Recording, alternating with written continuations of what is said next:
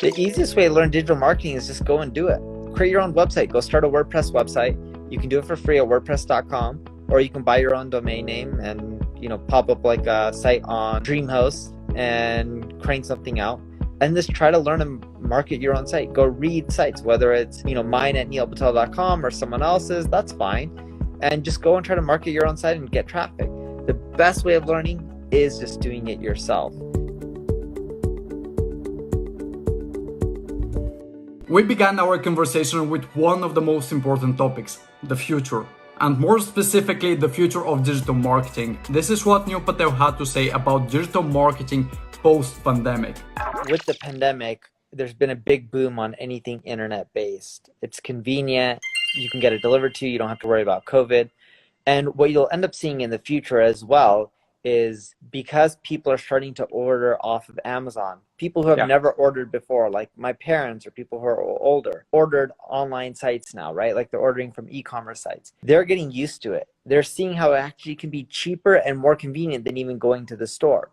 So post-COVID, what you're going to see is a lot of people continuing with online commerce, which is going to increase the demand for digital marketing.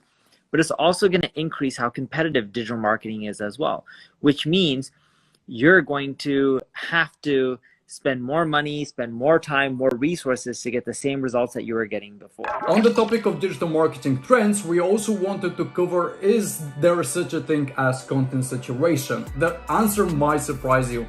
Well, when you look at content marketing, the stats are pretty basic, in which there's over 1 billion blogs and there's roughly 7 billion people in this world. So you have roughly one blog for every 7 people. That's a lot of content. And then you have TikTok, you have LinkedIn, you have Clubhouse, you have Instagram. The number of social platforms out there has continually been increasing. People are now repurposing content, continually trying to build an audience. There's so much noise in the marketplace that it's harder to stand out. No matter what you're doing, you can jump over Lamborghinis. And if you're jumping over Lamborghinis and it used to go viral on YouTube, everyone's jumping over Lamborghinis right now, and it's doesn't go that viral anymore. The point I'm trying to make is there is a lot of content and there'll continually be more content. And even though people are producing content at mass scale, I personally don't see it actually decreasing over time. What I do see is people struggling to stand out. So you're going to see more noise, and even if more content is being produced, you're not going to see as much content stand out, or you're not going to notice much. Just like how you have banner blindness. You see banner ads so often you tend to ignore them. You'll start doing similar things with content.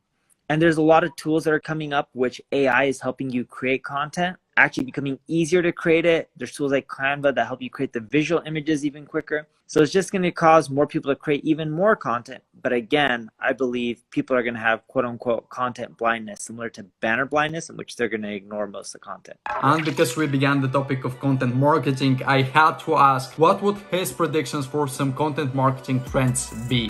There's 2 big ones. So one is lives like this. Think about doing a podcast interview, but on Facebook. And you can use the streaming platforms to go live on Facebook, LinkedIn, YouTube, Instagram, and you can do an interview everywhere at the same time, which can help you grow quicker. The second content format that I'm experimenting with is Reels. Okay, so everyone has a different version of Reel. Shorts, there's TikTok, right? It's going to vary per platform, but the content is pretty much the same. If you create these quote unquote Reels, what ends up happening is the people who see that content can be more than just your followers. So it's another easy way to grow. Actually, Pinterest recently launched their story pins. Not sure if you have heard about them, but they are basically the same kind of format, such as Reels, but they enable you to create story pins, which are up to 20 pages long. So you can combine your Reels, and they're super powerful for organic reach as well. So anyone looking to repurpose their TikToks, their Reels, their YouTube Shorts, Pinterest story pins are definitely a viable option as well. And it's funny, not too many people talk about Pinterest. Pinterest is one of the best sites if you're in e-commerce and you're trying to generate sales. But because content marketing is only one portion of digital marketing, I also wanted to ask you, how can a beginner in digital marketing learn it effectively? Here is his best advice. The easiest way to learn digital marketing is just go and do it. Create your own website. Go start a WordPress website. You can do it for free at WordPress.com, or you can buy your own domain name and pop up like a site on DreamHost and crank something out. and just try to learn and market your own site. Go read sites, whether it's, mine at neilpatel.com or someone else's, that's fine. And just go and try to market your own site and get traffic. The best way of learning is just doing it yourself.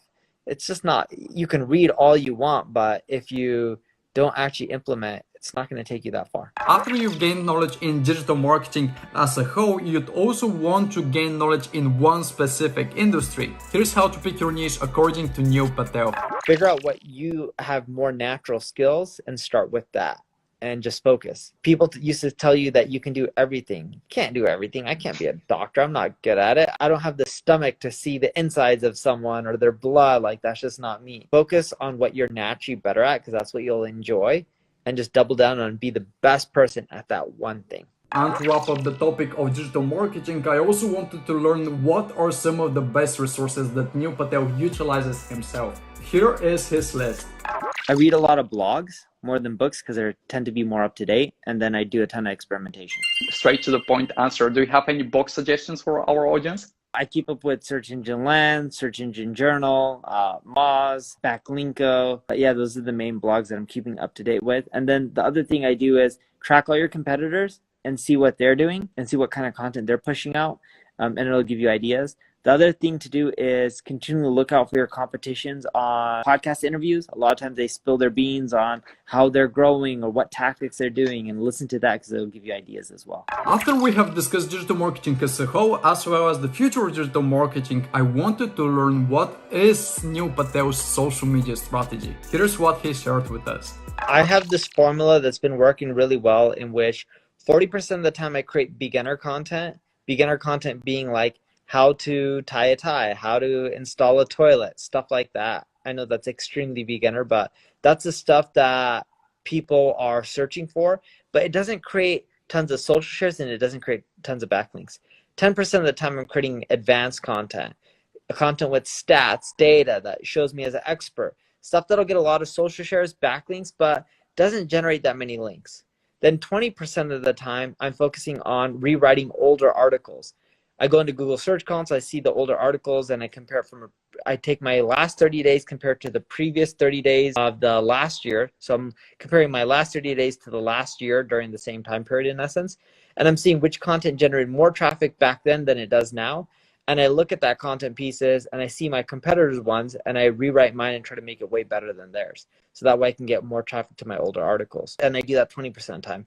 And 30% of the time, which gets me to 100%, I go and I promote my content, hitting up people on social media, asking them to share my content, offering to share their content, emailing people I link out to, asking them to share my content. But like processes like that just really help get more traffic. And because I know that a lot of the audience of Neil Patel, as well as my audience, is from the younger generation, I had to ask him, what would the best advice for his younger self be?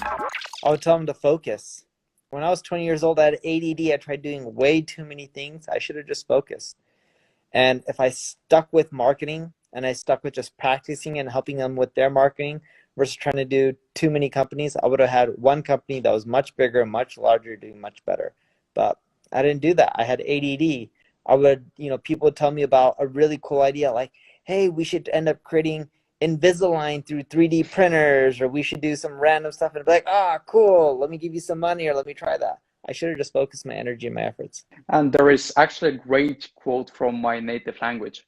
It says, from two chairs on the ground. Basically, if you try to multitask, if you try too many things, your focus is going to be diverted and you're going to be ending up with nothing. This is something which a lot of people, especially in the social media marketing world, should not take for granted. Yes, you can repurpose content. Yes, you can be on multiple places at the same time and grow simultaneously.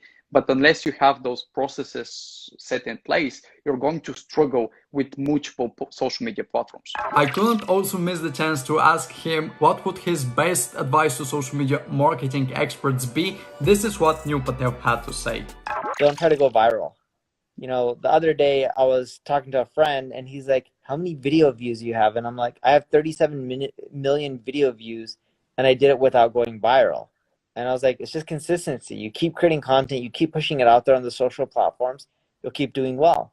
And people are gunning for that. Let me just create that one hit wonder and get lucky. And I'm like, That's not in your control. But what is in your control is consistency, hard work, and just doing it for a very, very long time. Even if you go viral, there is another point of view to that whole scenario. Going viral is actually, in my opinion, a double-edged sword, because every single time that you go viral, then you have an expectation that your next post should go viral as well. Or you start comparing your own posts, which didn't go viral, and start thinking to yourself, oh, damn, that post should have gone more views. And just as you said, in a lot of times, digital marketing, social media marketing, there are a lot of factors that we can attribute to, there are a lot of factors that we can predict, but a post going viral is often unpredictable. Focusing on what you can control, focusing on what is in your immediate area of control is the best strategy. Being consistent is definitely one of these elements. And yes, as cliche as it might sound, this is something which Neil has practiced. This is something which got him 37 million video views, and I'm sure a lot more link clicks on his blog, and there is a reason for that. As inspiring as Neil Patel can be, we still have to remember that he is just like us, a normal human being. And if he can become as knowledgeable and helpful to millions of people, you can as well.